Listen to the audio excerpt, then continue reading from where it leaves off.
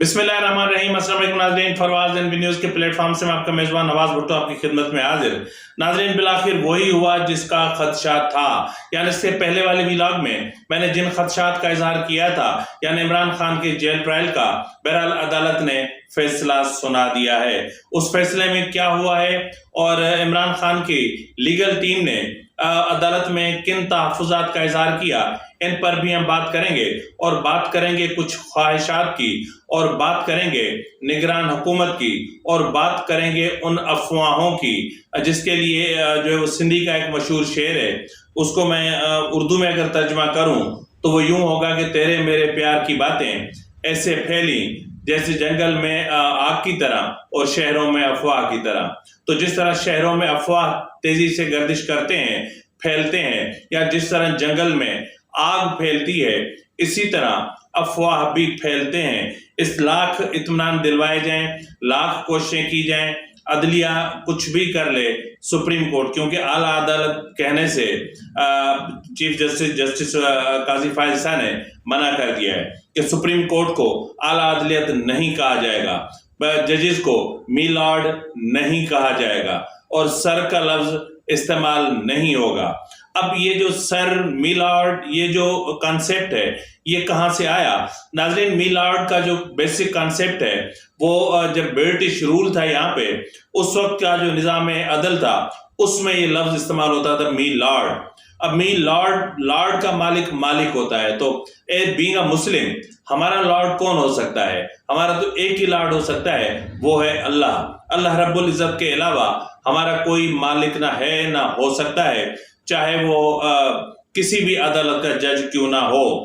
تو پھر اب سر ایک وہ لقب ہے جو انگریز یہاں پر اپنے نمک حلالوں کو دیا کرتے تھے، ان نمک حلالوں کو جو انگریزوں کی نمک حلالی کرتے تھے، چاہے اس کے بدلے انہیں اپنے ہی برادری، اپنی ہی قوم، اپنی ہی دھرتی کے ساتھ غداری کیوں نہ کرنی پڑے۔ یہ ان غداروں کا لقب تھا جن کسی کو سر کا لقب دیا جاتا تھا تو کس کو ہز ہائنس کا لقب دیا جاتا تھا۔ تو اس طرح کے جو القابات دیے جاتے تھے یہ انگریزوں کے القابات تھے جو غلاموں کو جو ہے وہ اپنے غلامی یعنی نمک حرامی یا غداری کے عوض دیے جاتے تھے۔ تو بہرحال جسٹس قاضی فائز عیسیٰ کی سوچ بہت وسیع ہے، اور ظاہر ہے کہ وہ جو بھی فیصلہ کرتے ہیں وسیع القلبی سے کرتے ہیں۔ اس سے پہلے کہ میں انتخابات کے معاملے پر آؤں، اس سے میں آپ کو بتاتا چلوں کہ اس سے پہلے والے ویلاگ میں ہم نے جن خدشات کا اظہار کیا تھا اب بالآخر وہی ہوا۔ آفیشل سیکریٹ ایکٹ کی خصوصی عدالت نے سافر کیس میں فیصلہ سناتے ہوئے کہا ہے کہ ایس پی اڈیالہ جیل کی سیکیورٹی رپورٹ کی روشنی میں ٹرائل جیل میں ہی ہوگا جس کی اوپن سماعت کی جائے گی۔ اسلام آباد کی جوڈیشل کمپلیکس میں جج ابو الاسناد ذوالقرنین کی عدالت میں سافر کیس کی سماعت کی جا رہی تھی، اور اس سلسلے میں چیئرمین پی ٹی آئی کے وکلاء اور ایف آئی اے کے اسپیشل پراسیکیوٹر عدالت میں پیش ہوئے، جبکہ عمران خان کی بہنیں اور شاہ محمود قریشی کی بیٹی بھی عدالت میں موجود تھیں۔ تو بہرحال جو ہے وہ تفصیلی فیصلے کے بعد جب ایس پی اڈیالہ جیل کا عدالت میں خط پڑھ کے سنایا گیا تو اس پر جو اپنا عمران خان کے وکیل تھے انہوں نے اس پر سخت تحفظات کا اظہار کیا، بالخصوص سلمان صفدر صاحب نے۔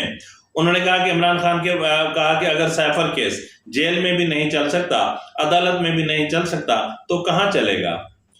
اس پر جج نے کہا کہ ٹینشن نہ لیں، عدالت مناسب فیصلہ کرے گی۔ میں نے چیئرمین پی ٹی آئی اور شاہ محمود قریشی کو عدالت میں پیش کرنے کا آرڈر دیا تھا، سیکیورٹی ہے یا نہیں اس کا تو میں دیکھتا ہوں۔ انہوں نے کہا کہ 352 سیکشن کے مطابق اوپن کورٹ سماعت ہوگی، جتنے مرضی نوٹیفیکیشن آئیں، مجھے اس سے کوئی غرض نہیں۔ کوئی بھی دوران سماعت آنا چاہتا ہے، مجھے کوئی غرض نہیں۔ مجھے سافر کیس میں اوپن ٹرائل سے غرض ہے۔ غیر قانونی نوٹیفیکیشن پر جیل ٹرائل ہوا، عدالت کے فیصلے کے مطابق نہیں ہوا۔ سافر کیس کی سماعت بے شک کمرہ عدالت سے باہر لگائیں، میں جوڈیشل آرڈر پاس کروں گا اور آئسولیشن میں نہیں جانے دیا جائے گا۔ اب اس کے بعد جب عدالت نے فیصلہ سنایا، یعنی تقریباً 1 گھنٹے کے بعد فیصلہ سناتے ہوئے کہا کہ سپرنٹینڈنٹ اڈیالہ جیل کی سیکیورٹی رپورٹ کی روشنی میں جیل میں ٹرائل ہوگا جو اوپن ہوگا، کیس کی سماعت سننے کے خواہشمندوں کو نہیں روکا جائے گا. صحافیوں کو بھی سیفر کیس کی سماعت سننے کی اجازت ہوگی. اب واضح ہے کہ اسلام آباد ہائی کورٹ نے عمران خان کے خلاف سیفر کیس کا جیل ٹرائل کالعدم قرار دیا تھا. اب ناظرین اس میں جو کہا گیا ہے کہ ٹرائل جیل میں ہوگا، اس کے حوالے سے ناظرین آئین میں اگر آپ دیکھیں تو عدالت ہو یا پارلیمنٹ ہو یا کیبنٹ ہو، ان کے اجلاس کے حوالے سے کسی بھی اسپیسیفک جگہ کا تعین نہیں کیا گیا. یعنی سمننگ آف دا سیشن اگر آپ پڑھیں، چاہے وہ نیشنل اسمبلی کی ہو، چاہے وہ پروونشل اسمبلی کی ہو، اور چاہے وہ کیبنٹ کی ہو، چاہے وہ سینٹ کی ہو، تو سمننگ آف دا سیشن ہے، اس کو اگر آپ غور سے پڑھیں گے تو اس میں آپ کو اندازہ ہوگا کہ سمننگ کا مطلب اس میں مینشن کیا جاتا ہے کہ یہ سندھ اسمبلی میں ہوگا یا پنجاب اسمبلی میں ہوگا یا نیشنل اسمبلی میں ہوگا. اگر سمننگ میں جو گورنر کی طرف سے یا صدر کی طرف سے جاری ہوتی ہے اس میں لکھ دیا جائے کہ جی اپنا سیشن جو ہے وہ سکھر میں ہوگا، لاہور میں ہوگا، کوئٹہ میں ہوگا، پشاور میں ہوگا تو ہوگا. اسی طرح جج جو کورٹ ہے، کورٹ بھی ایک مخصوص جگہ کا نام نہیں ہے. بلڈنگ کا نام جج اپنا عدالت نہیں ہے. عدالت وہی ہے جہاں جج بیٹھ جائے، جہاں قاضی کرسی لگا لے، وہی عدالت ہے اور وہیں سے انصاف کا چشمہ پھوٹتا ہے. لیکن ہم نے جو ہے وہ عدالتوں کو کمروں تک محدود کر دیا ہے، باؤنڈری والز میں محدود کر دیا ہے، تو اس لیے فیصلے بھی اسی طرح کے آتے ہیں کیونکہ تمام فیصلے حقائق کے برعکس ہوتے ہیں. تو بہرحال ناظرین، جس طرح میں نے کہا کہ خواہشیں، ہزاروں خواہشیں ایسی کہ ہر خواہش پہ دم نکلے، تو یہاں پر خواہشیں ایسی ہیں کہ ہر خواہش پہ دم نکلے. اسی طرح نگران کابینہ کی خواہش ہے، نگران حکومت کی خواہش ہے کہ وہ آئندہ سال بھی حکمرانی کرے، اور اسٹیبلشمنٹ کی خواہش ہے کہ جب تک ملک کی معیشت مزید بہتر نہیں ہوتی تب تک نگران حکومت چلتا رہے. یعنی نگران حکومت کا مطلب کہ اسٹیبلشمنٹ کا سیٹ اپ، نگران حکومت کا مطلب نگران حکومت نہیں ہوتا. نگران حکومت کا مطلب اونلی 90 ڈیز جو آئین میں جس کا تعین کیا گیا ہے. تو بہرحال خواہشیں ہیں. اور اس حوالے سے جس طرح میں نے بات کی افواہوں کی، تو ناظرین آتا ہوں میں عمران خان کی گروہ پر بھی آتا ہوں. تو جس طرح بات کی جاتی ہے کہ جو ہے وہ جب اقتدار کے ایوانوں سے افواہوں کو پھیلانے کی کوشش کی جائے، اور جب اقتدار کے ایوانوں سے یا جو ہے وہ مطلب وزیر اعظم ہاؤس سے یا جو ہے وہ ایوان صدر سے یا مطلب GHQ سے، سیدھا بول دیتا ہوں نا، گھمانے پھرانے کی کیا ضرورت ہے. یہی تو مہربانی ہے عمران خان کی. عمران خان کی بہت بڑی مہربانی ہے اس قوم پر. عمران خان کی بہت بڑی مہربانی ہے میڈیا پر، سوشل میڈیا پر، الیکٹرانک میڈیا پر، پرنٹ میڈیا پر، کہ اس نے پہلی مرتبہ ایسا کام کیا کہ اس سے پہلے ہم جو ہے وہ مطلب اسٹیبلشمنٹ کو براہ راست ہم کسی بھی حوالے سے کوٹ نہیں کر سکتے تھے. عدالتوں پہ براہ راست ہم انگلی نہیں اٹھا سکتے تھے، اور ان کے جو معاملات ہوتے تھے ان پر ہم بات نہیں کر سکتے تھے. سختی سے مطلب ہولی کو سمجھا جاتا تھا. لیکن عمران خان اور جسٹس عمر بندیال کی مہربانی کہ انہوں نے نظام کو اس وقت ایسا کر دیا کہ ہم ان پر بات کر سکتے ہیں. تو بہرحال بات کو محدود کریں تو افواہیں پھیلائی جاتی ہیں یا افواہیں پھیلائی جا رہی ہیں. یعنی اس وقت جہاں چاہیے کہ وفاقی وزیر اطلاعات میڈیا پر آئیں، بلائیں، سب کو کہیں کہ بھائی کیوں آپ ابہام پیدا کر رہے ہو، کیوں آپ یہ کہہ رہے ہو کہ انتخابات مارچ کے اینڈ میں ہوں گے، کیوں آپ کہہ رہے ہو کہ انتخابات اگست یا سپٹمبر میں ہوں گے، کیوں آپ کہہ رہے ہیں کہ انتخابات التوا کا شکار ہوں گے.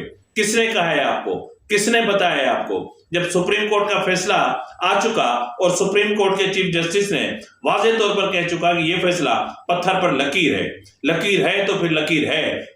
انتخابات 8 اگست کو ہوں گے تو ہوں گے. جب جسٹس اطہر اللہ نے کہہ دیا کہ 90 ڈیز سے ایک دن آگے جانے کا مطلب کہ ایک دن آئین کو التوا میں ڈال دینا، یا ایک دن کے لیے آئین کی کارروائی کو کالعدم قرار دے دینا، یا آئین کے جو بھی ہیں یعنی آئین کو التوا میں ڈال دینا، اتنی بات ہے. تو اس حوالے سے پہلے ہی صدر اور الیکشن کمیشن اس کی زد میں ہے کہ انہوں نے اپنے آئینی فرائض پورے نہیں کیے، اور یہ بات سپریم کورٹ کے جو 90 دنوں کے انتخابات کے کیس میں باضابطہ طور پر کیے گئے۔ پھر یہ کیوں؟ کہاں ہے وزیر اطلاعات؟ کیا صرف تنخواہیں لینے کے لیے نگران حکومت میں آئے تھے؟ کس لیے آئے تھے؟ ابہام پیدا ہو رہے ہیں، مطلب ایک کنفیوژن کریٹ ہو رہی ہے، عوام پریشان ہو رہے ہیں، میڈیا پریشان ہے۔ یہی وجہ ہے کہ آپ لوگ جب وقت پر جواب نہیں دیتے تو اس کے پیچھے پھر جو خدشات ہوتے ہیں وہ جو دوام پکڑتے ہیں، ان کو تقویت ملتی ہے کہ حکومت کی طرف سے نہ تو کوئی کلیریفیکیشن آ رہی ہے، نہ تو کوئی ڈینائل آ رہا ہے۔ اٹ مینس کہ جو بات ہو رہی ہے وہ سچ ہے۔ سچ ہے کا مطلب یہ ہے کہ اسٹیبلشمنٹ کی خواہش ہے، سچ یہ ہے کہ اسٹیبلشمنٹ کی مقرر کردہ کیئر ٹیکر گورنمنٹ کی یا کیئر ٹیکر وزیر اعظم کی یہ خواہش ہے کہ انتخابات اگلے سال اگست یا سپٹمبر تک جائیں۔ یہ اسٹیبلشمنٹ کی خواہش ہے کہ جب تک ڈالر اسٹرانگ نہیں ہوتا، پاکستان اپنا ڈالر نیچے نہیں آتا اور پاکستانی کرنسی اسٹرانگ نہیں ہوتی، مستحکم نہیں ہوتی، جب تک غیر ملکی تارکین وطن کو پاکستان کی سرحدوں سے کھدیڑ کر باہر نہیں بھیجا جاتا، جب تک دہشت گردی کا قلع کمان نہیں کیا جاتا، جب تک بلوچستان میں امن قائم نہیں ہوتا، تب تک انتخابات نہیں ہوں گے۔ سیدھا بول دو تاکہ ابہام ختم ہو، ایمرجنسی ڈکلیئر کر دو تاکہ ہمیں پتہ ہو کہ اس وقت ہم ایمرجنسی میں جی رہے ہیں۔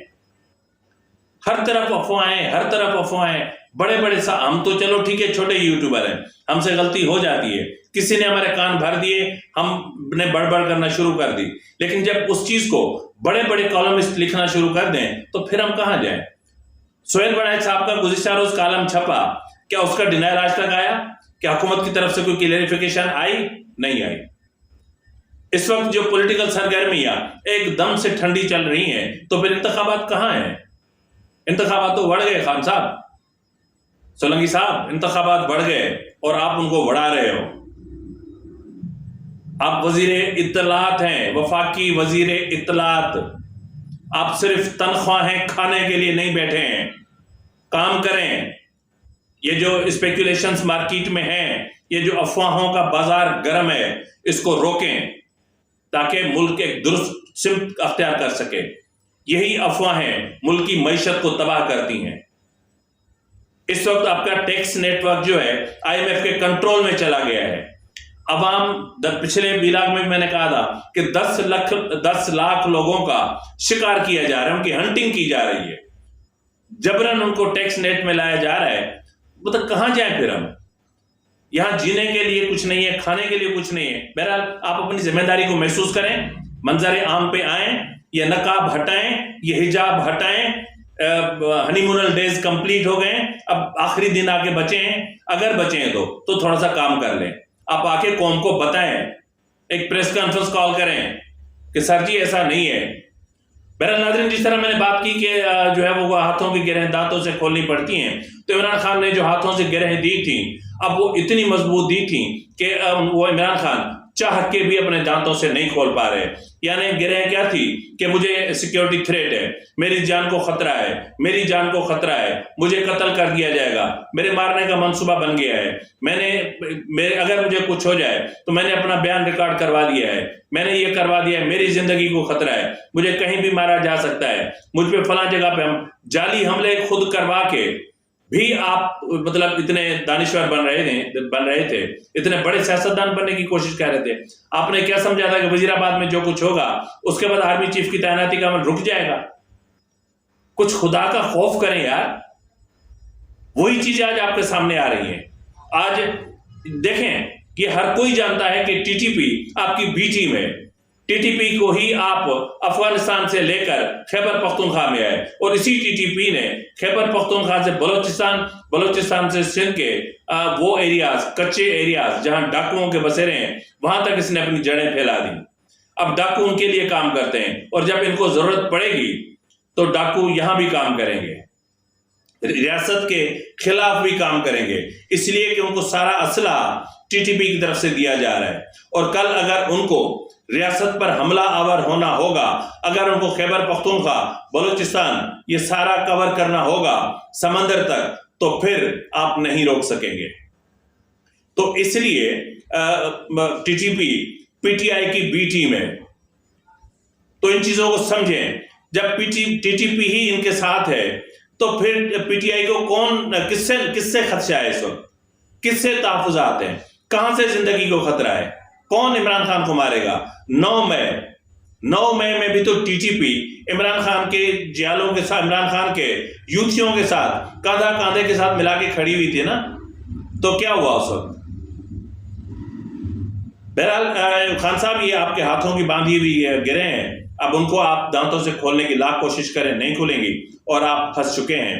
अपने ही आपके अल्फाज आपके आड़े आ रहे हैं और मालिक करे कि आपको कहीं ना कहीं से निजात मिल जाए। फिल वक्त के लिए इतना ही, मिलते हैं अगले प्रोग्राम में, तब तक इजाजत दीजिए। फिर अल्लाह।